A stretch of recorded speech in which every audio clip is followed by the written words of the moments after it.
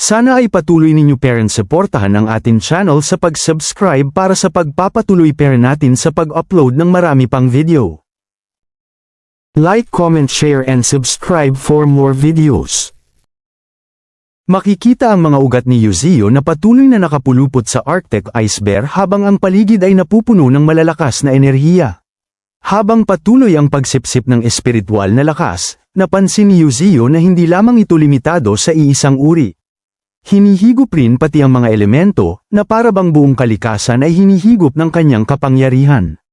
Mas mabuti na ito, bulong niya, dahil mas mapapabilis ang kanyang pag-aangkop sa mga susunod na hamon. Sa ganitong paraan, makakapaghanda siya ng mas maayos para sa pagsipsip ng mga espiritual na minahan ng kapangyarihan. Pilit pa ring pumapalag ang Arctic Ice Bear sa kabila ng kanyang pagkatalo, tila ba ang matinding sakit ay hindi sapat para siya'y sumuko. Ang kanyang katawan ay bumabalot pa rin ng nagyayelong enerhiya habang sinisikap pa ring makawala sa mga ugat ni Yuzio. Mula sa malayo, tinanong ni Yuzio ang kanyang kasamahan, si Ninetails Fox. Kumusta ang Ice Elemental Mine? Sa likod ng tanong na yun ay ang mas malalim na layunin, tukuyin kung gaano kahalaga ang tagumpay na kanilang natamo. Sumagot si Ninetails Fox habang pinagmamasdan ang paligid. Sa tansya ko, isa itong medium-sized na Spirit Stone Mine. Ngayong nakapwesto na sina Whitesnake at Lao Gio, nagsimula na silang mag-cultivate. Ako'y sobrang saya, bulalas ni Whitesnake habang nakatayo ang Panda Cub sa mga crystal ay sinabi nito Little Whitesnake, bilisan mo ang pag-cultivate, kundi ay uubusin ko ito lahat, sigaw ng Panda Cub habang hawak-hawak ang isang makinang na bato. Muling nagsalita si Yuzio sa kasamaang palad, kakaunti pa lamang ang mga kasama nating may ice attribute. Mukhang sa pagkakataong ito, kailangan nating humanap at paamuin ang mas maraming nilalang na may ganitong elemento. Ang kanyang tinig ay puno ng seryosong pag-iisip, na para bang bawat salita ay may kaakibat na plano para sa hinaharap.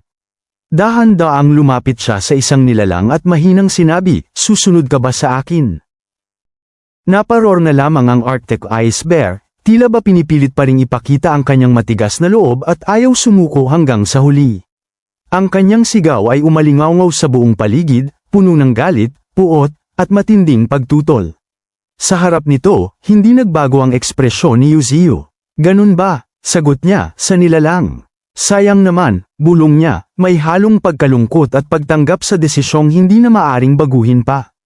Sa isang matinding pagsabog ng enerhiya, tuluyan nang pinaslang ni Yuzio ang Transcendent Level 2 Arctic Ice Bear.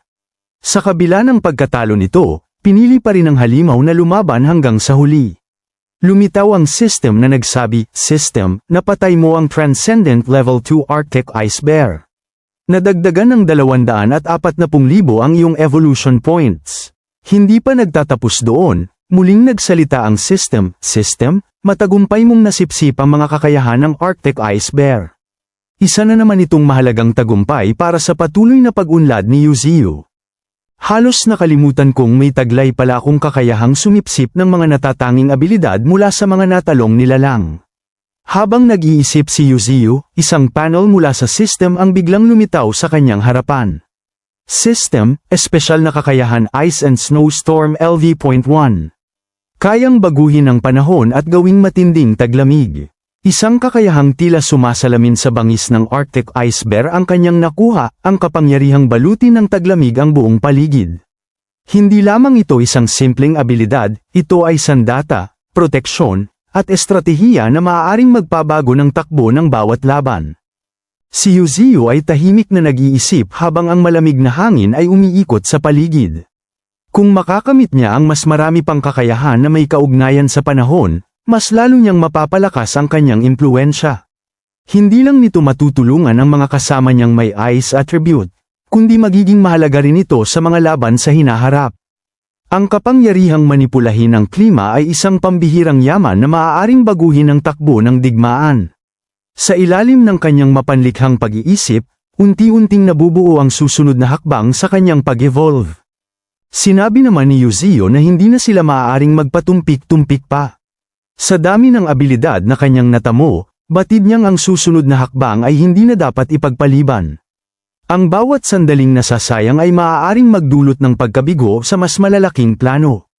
Alam niyang sa Northern Territory, mas malalakas at mas mapanganib na nilalang ang naghihintay. Kaya't buong determinasyong idineklara niya na oras na para silang lahat ay tumungo roon at harapin ang bagong yugto ng kanilang paglalakbay.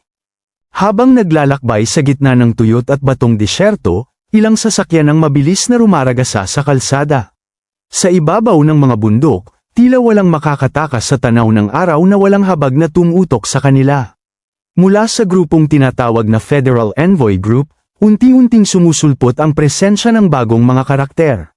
Isa sa kanila ang Agaw Pansin, isang lalaking may pulang buhok na animoy apoy na handang lamunin ang lahat ng dadaanan. Hindi pa man natin nakikita ang kanyang lakas, ramdam na ang tensyon sa paligid, isang palatandaan na malapit nang masubok muli ang lakas ni Yuzio laban sa bagong banta. Mula naman sa lugar ng desyerto, ipinakita ang pagdating ng She Kingdom Envoy Group. Sa gitna ng napakainit na kapaligiran at katahimikan ng paligid, dalawang makapangyarihang babae ang lumitaw. Ang una ay si Pushu, isang miyembro ng Pulio sect na nasa Transcendent Level 1, ang kanyang tindig ay puno ng karunungan at karanasan. Sa kanyang tabi ay ang banal na birheng si Holy Maiden, tagapagsalita ng parehong sekta at kapantay rin sa antas.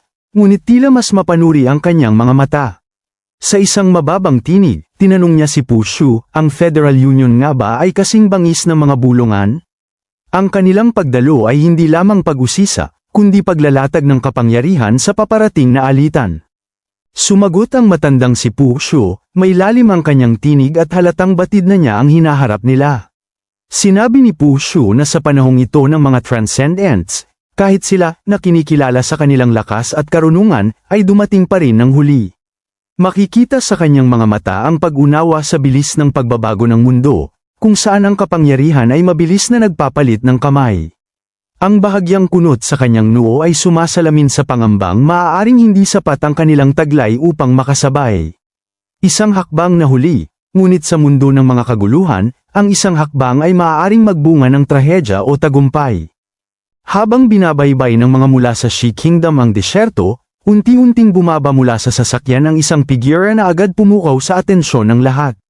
Tahimik ang paligid, tila huminto ang hangin sa kanyang paglapag. Hindi pa man siya nagsasalita ay ramdam na agad ang bigat ng kanyang presensya. Sa bawat hakbang na kanyang ginagawa, nag-iiwan ito ng tensyong bumabalot sa paligid. Ang pagdating ng misteryosong nilalang na ito ay tila hudyat ng bagong yugto sa paparating na tunggalian. Sa mainit na disyerto ng She Kingdom, isang bagong presensya ang nagpadama ng kanyang pagdating. Isang lalaking may pulang buhok, na tinatawag na Li Yuanhu, ang pangalawang disipulo ni General Li at isang Transcendent Level 1, ay nakatayo sa ilalim ng araw. Ang kanyang matipuno at impusanteng tindig ay agad na pumukaw ng atensyon. Hehe! Ang kanyang tawa ay umalingaw sa paligid, na nagpahiwatig ng kanyang tiwala sa sarili at lakas. Sa kanyang paglabas, ang mga mukha ni na Holy Maiden at Pushu ay napuno ng pagkagimbal. Ang kanilang mga mata, na karaniwang kalmado, ay tila nakakita ng isang hindi inaasahang puwersa. Ang pagdating ng bagong karakter na ito ay nagbabadya ng isang mahalagang kaganapan sa She Kingdom. Sa loob ng isang madilim na kuweba, si Qingguan ay nakaupo at abala sa paglilinang ng kanyang kapangyarihan. Ang kanyang mga mata ay nanatiling nakapikit, ngunit ang kanyang pandinig ay nanatiling matalas sa kapaligiran. Mukhang dumating na ang lahat, sabi ni Qingguan, na tila alam na niya ang pagdating ng mga bisita.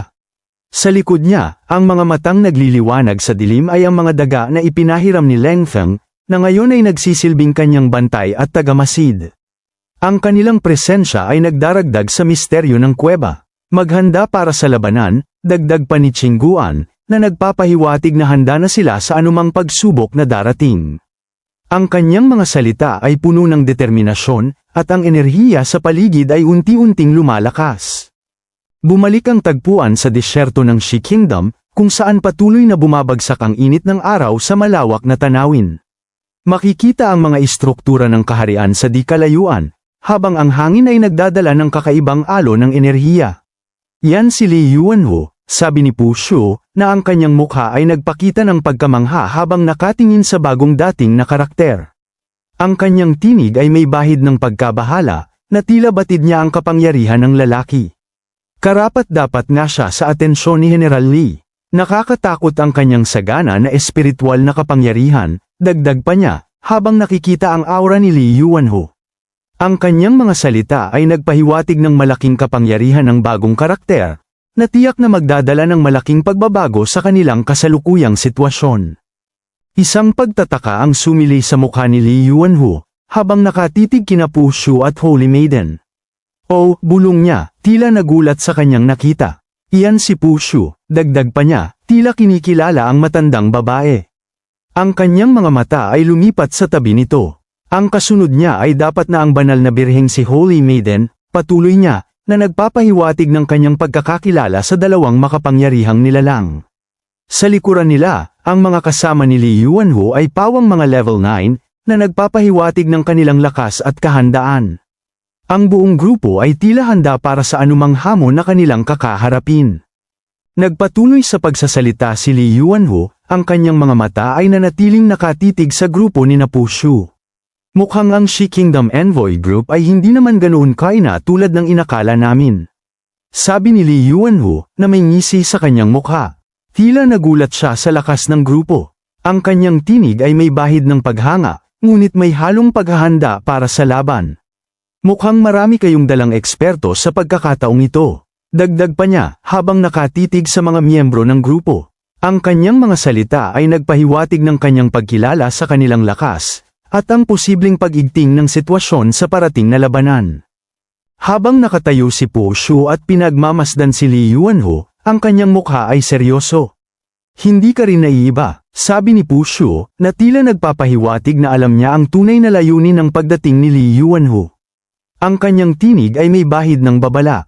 Ang iba na hindi nakakaalam ay iisipin na dumating ka para magsimula ng digmaan, dagdag pa niya, na nagpakita ng malalim na pag-unawa sa posibleng kahihinatnan ng sitwasyon. Kasabay nito, ngumiti si Lee Yuanho, at sinabing, sila ay pawang mga piling miyembro ng aking koponan. Ang pagkakaroon nila sa tabi ko ay makakatulong na hatiin ang pasanin. Ipinagpatuloy pa niya, o kaya'y magbantay laban sa anumang aksidente. Ang kanyang mga salita ay nagpahiwatig ng tiwala niya sa kanyang mga kasama, na nagpapakita ng kanilang kahandaan para sa anumang laban. Nakatingin si Pu Shu kay Lee Yuanho na tila nagulat sa kanyang mga sinabi. General Lee, pinaglalaroan mo ako, sabi ni Pu Shu, na may halong pagtataka sa kanyang tinig. Paano magkakaroon ng anumang panganib sa lugar na tulad nito? Dagdag pa niya, tila hindi siya naniniwala sa sinasabi ni Lee Yuanho. Ang kanyang mga salita ay nagpahiwatig ng kanyang pagiging kampante, ngunit hindi nagtagal, nagbago ang kanyang ekspresyon. Pakiusap, handa na ang lahat, patuloy ni Pu Shu, na nagpapakita ng kanyang pagiging handa para sa anumang hamon. Ngumiti naman si Lee Yuanho, at sinabi, kung gayon, aabalahin kita. Ang kanyang mga salita ay nagpahiwatig ng kanyang pagtanggap sa hamon, na nagbabadya ng isang seryosong paghaharap sa pagitan ng dalawang panig. Sa ilalim ng Shi Kingdom, si Qingguan ay nanatiling nakatago sa ilalim ng lupa, naghihintay ng tamang pagkakataon. Nang maramdaman niya ang mga yabag ng mga paa na tila kanyang inaabangan at pinaplano, isang matinding enerhiya ang lumabas mula sa kanya. Ngayon na ang panahon, sabi ni Qingguan, habang bigla niyang inatake ang mga nasa itaas mula sa ilalim ng lupa. Ang atake ay napakalakas, at agad itong palm unit sa lupa. Nagtaka naman si Lee Yuanho nang makita ang lupa sa kanyang paanan na biglang nabitak at sumabog ang enerhiya. Ang hindi inaasahang pag-atake na ito ay nagdulot ng gulat at pagkabigla sa grupo. Tila nagbabago ang sitwasyon sa disyerto. Ang paglipat ng atensyon ay nagbabadya ng panibagong matinding paghaharap. Agad ngang nabitak ang lupa sa paligid, na nagdulot ng malaking butas sa kalsada at sa ilalim nito. Napatunayan ang lakas ng atake ni Qingguan. Pu Shu, paano mo nagawa yan? Sabi ni Lee Yuanho na ang mukha ay puno ng pagkabigla at galit sa biglaang pangyayari. Hindi niya inaasahan ang ganitong klaseng pag-atake. Hindi kami yan, mabilis na tugon ni Pu Shu, na tila nagtataka rin sa nangyari at nagpapahiwatig na may ibang may kagagawan. Bumalik naman ang tingin ni Lee Yuanho sa malaking butas. Bakit may ganito kalaking hukay? Sabi niya na nagpapahiwatig ng kanyang pagtataka at galit sa hindi inaasahang atake mula sa ilalim. Ang kanyang mga salita ay nagpakita ng tindi ng pangyayari at ng posibleng banta na kanilang kakaharapin. Agad ngang nagulantang si Li Yuanhu sa kanyang mga nakita. Mula sa ilalim ng lupa, lumabas ang isang matinding puwersa na nagpabago sa buong paligid. Ang malaking hukay na nabuo sa lupa ay nagpapakita ng lakas ng atake. Nagulantang si Li Yuanhu, ang kanyang mga mata ay nanlaki sa pagkabigla. Hindi niya inaasahan ang ganitong klaseng pag-atake, lalo na mula sa ilalim. Ang hindi inaasahang pag-atake na ito ay nagdulot ng gulat at pagkabigla sa grupo, lalo na nang makita ang napakaraming nagliliwanag na pulang mata ng mga halimaw. Ito ay ang mga daga na nasa 9 na antas, kasama ang kanilang pinuno, ang Transcendent Level 1 na Rat Emperor. Ang pag-atake ay nagbigay ng hudyat ng isang seryosong banta na kanilang kakaharapin.